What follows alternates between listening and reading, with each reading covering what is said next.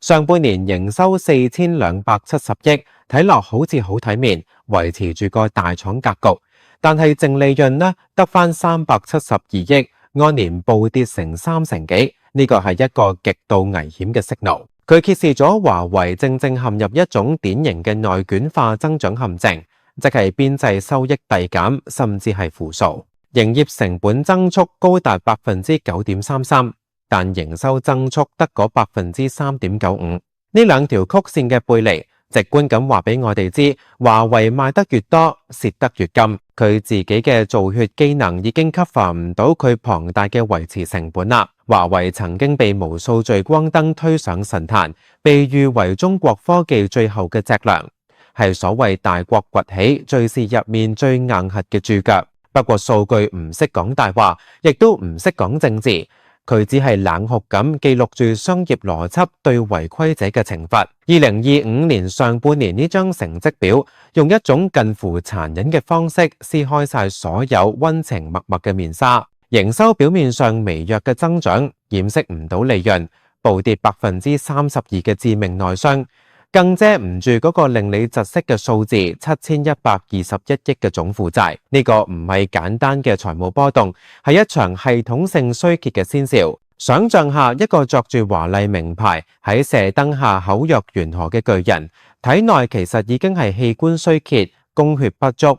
呢個正正係此刻華為嘅真實寫照。喺呢場資本同技術嘅大賭局入面，華為曾經引以為傲嘅鴻蒙系統同手機業務，依家正面臨殘酷嘅現實審判。鴻蒙系統每年幾百億咁掟落去，好似泥牛入海咁，喺封閉嘅生態圈入邊圍爐取暖，自娛自樂，但始終冇辦法喺真正嘅國際主流市場佔一席位。喺手機高端市場，華為喺國內仲可以靠愛國情懷收割下存量用戶，但去到國際舞台，面對 Apple 同三星喺芯片性能、生態體驗上那種碾壓式嘅優勢，華為嘅抵抗顯得越嚟越力不從心。財報入面，公允價值變動收益呢一項巨是 58.36 億，呢個好似好專業嘅術語背後，實際上係華為投資版圖嘅全面潰敗。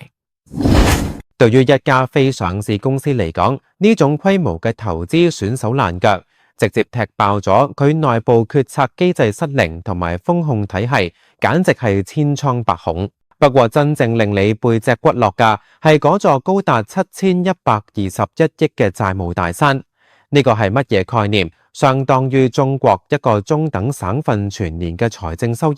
相當於3間恒大集團爆煲前嘅債務總和。當一家科技公司嘅資產負債表睇落似一家瘋狂加槓桿嘅地產公司嗰陣，佢就已經唔再係一家純粹嘅企業，而係一個巨大嘅金融風險黑洞。外界成日用大而不倒嚟安慰自己，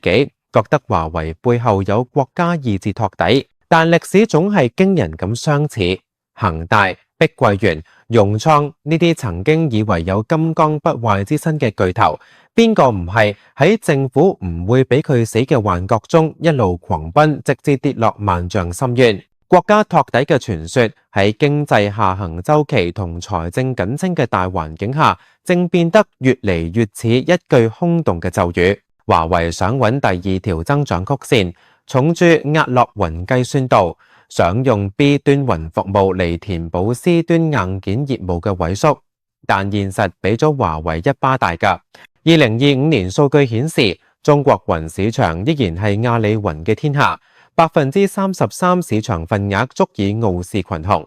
而華為雲得嗰 18%， 唔單止同亞投差距巨大，後面仲有騰訊雲、京東雲呢啲餓狼死死咬住。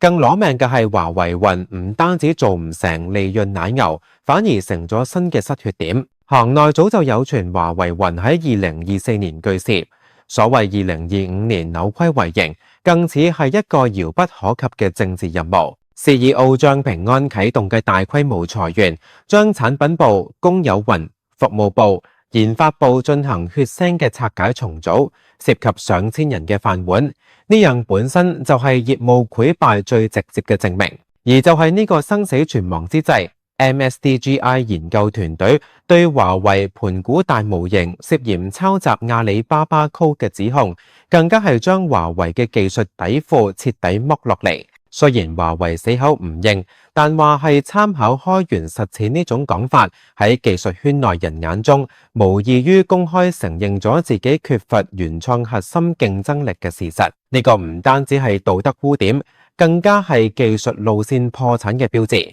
如果話國內市場嘅困境仲可以靠壟斷同政策傾斜嚟苟延殘喘，咁喺國際市場上，華為正面臨一場徹底嘅圍剿。從2019年美國嘅精準制裁，到2022年 FCC 全面封殺，再到2025年五眼聯盟以及歐盟多國、日本、印度等國嘅集體跟進，呢個已經唔係簡單嘅貿易摩擦，而係全球科技產業鏈對華為嘅徹底剝離。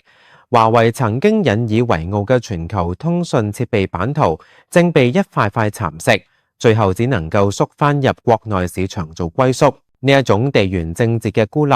切斷嘅唔單止係華為嘅收入來源，更加係佢獲取全球前沿技術、人才同市場反饋嘅通道。一家科技公司如果脫離咗全球創新網絡，注定只能夠走向退化同封閉。至於外界寄予厚望嘅車用技術、智慧城市等領域，嗰啲不過係另一個燒錢嘅無底洞，係喺紅海市場中嘅絕望搏殺。冇人敢包華為嘅 cash flow 可以撐到收割嗰一日。喺公眾視野入面，華為被精心包裝成民族科技嘅燈塔，係挑戰西方霸權嘅英雄。但當我哋撕開呢層神話嘅包裝，見到嘅卻係一個利潤枯竭、債務窒息、雲業務迷失、國際市場清零嘅垂死巨人。如果話2019年嘅制裁係外部力量嘅一記重拳，咁2025年呢份財報就係華為自己遞上嘅病危通知書。華為高管曾經豪言，因為唔係上市公司，所以可以更自由咁投入研發，唔需要睇華爾街面色。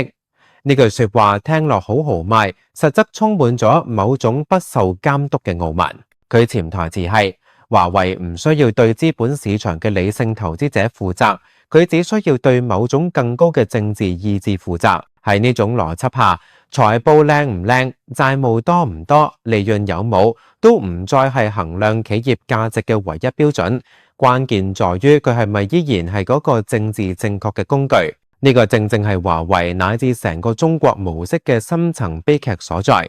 有人戲稱華為係國有企業嘅私有化版本，呢句話講到個重點。表面上佢係民企，但佢嘅生存邏輯、資源、獲取方式以及最終嘅命運歸屬，都同國家權力緊密綁定。當國家需要 5G 擴張，佢係先鋒；當中美科技戰升級，佢係圖騰；當內部經濟承壓需要轉移視線，佢係愛國主義嘅符號。呢種身份嘅錯位，注定咗華為唔會好似普通企業咁死於市場競爭，因為佢已經成為咗體制嘅一部分。無論財報幾難睇，無論債務幾驚人，只要政治需要，輸血喉管就唔會斷。一個負債7121億嘅企業，換做任何市場經濟體中嘅普通公司，早就宣布破產清盤啦。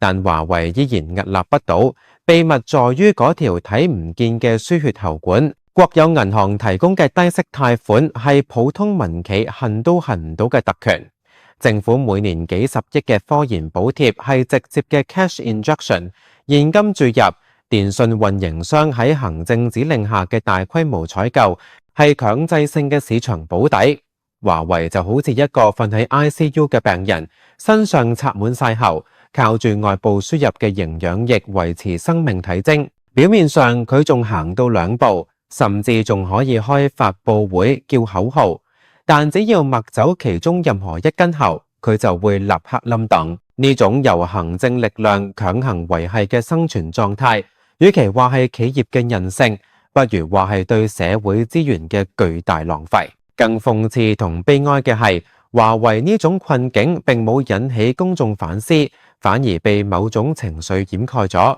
華為 Mate 手機發佈會被異化成一場集體主義嘅狂歡，哪怕產品定價嚴重偏離價值，依然有人高嗌支持國產口號去埋單。呢種將消費行為政治化嘅現象，本質上係公眾用自己個荷包為企業嘅戰略錯誤埋單。不過愛國情懷終究違背唔到經濟規律。2024年華為手機全球市場份額得返2%，鴻蒙系統喺海外毫無存在感，甚至入唔到主流 App Store。華為雲喺國內亦都打唔贏完全市場化起家嘅阿里。呢啲鐵一般嘅事實證明，所謂嘅民族情懷只係俾華為續命嘅麻醉劑，佢解決唔到核心嘅技術同商業問題。老百姓嘅養老錢、血汗錢，透過銀行信貸同財政補貼嘅流轉，最終填咗入呢個巨大嘅債務大墻。華為今日行到呢一步，唔單止係企業經營策略失誤，更加係中國經濟結構性問題嘅集中爆發。華為嘅困境係成個國家經濟現狀嘅縮影，7121億債務。對應嘅係全國高達70萬億嘅地方政府債務，都係靠借新還舊維持嘅虛假繁榮，增收不增利嘅尷尬。對應嘅是2025年上半年 GDP 看似增長4.6%，實則財政赤字創新高嘅宏觀現實，經濟喺度空轉，利潤喺度消失，國際市場嘅孤立。對應嘅是成個國家出口受阻、外資撤離嘅嚴峻局面。華為唔係特例，佢係呢個體制下嘅必然產物。只要黨喺度，華為就死唔去。呢句話聽落係底氣，仔細諗下，其實係最惡毒嘅詛咒，因為呢個意味住企業永遠無法經歷正常嘅優勝劣汰，永遠無法建立真正嘅市場化免疫力。如果冇真正嘅市場競爭，冇資本嘅硬約束，冇透明嘅問責機制，華為就永遠唔可能真正健康。佢生存只係因為體制需要佢生存嚟裝點門面，呢種生存狀態注定咗佢冇辦法再次成為全球科技嘅領導者，冇辦法重現當年橫掃歐洲、衝擊美國嘅輝煌。佢做到嘅只能夠喺國內呢個封閉嘅溫室入邊，透過內卷同消耗，依靠民族主義情緒收割最後一波韭菜。一個被政治綁架、靠輸血生存嘅企業，注定無法站立，只能夠跪着生存。如果我哋將視角拉高，會發現華為嘅悲劇，其實就係中國經濟轉型嘅悲劇。一邊係媒體宣傳嘅虛假繁榮，一邊係底層數據嘅殘酷真相，一邊係民族情懷嘅狂熱喧囂，一邊係國際市場嘅冷漠拋棄，一邊係國家力量嘅拼命托底，一邊係企業機能嘅日益萎縮。華為唔再係一家單純嘅科技公司，佢係一面照妖鏡，映照出一個不透明、不自由、被政治邏輯深度綁架嘅經濟體嘅真實面貌。佢嘅財報唔係簡單嘅商業報表，而係一份關於體制性病灶嘅臨床診斷書。佢嘅負債唔單止係錢嘅虧欠，而係一條條套喺中國經濟頸上面嘅吊頸繩。最殘酷嘅結局並非轟然冧檔，而係一種漫長嘅無望嘅潰爛。華為唔會死，中國經濟亦唔會立刻爆煲，佢哋將喺長期嘅輸血與消耗中慢慢失去活力，慢慢腐蝕機體，最終走向一條無法回頭嘅平庸之路。呢種係慢性自殺。當我哋再次聽到華為係中國嘅驕傲時，不妨冷靜諗下，一個靠國家輸血續命、債務壓頂、利潤暴跌，喺國際上四面楚歌嘅企業，佢嘅驕傲究竟建立喺咩基礎之上？華為嘅悲劇唔只係商業嘅失敗，更係對亞種試圖用權力以致扭曲市場規律嘅狂妄嘗試嘅沉重回力鏢。呢個就係華為嘅真相，亦係我哋必須直面嘅時代真相。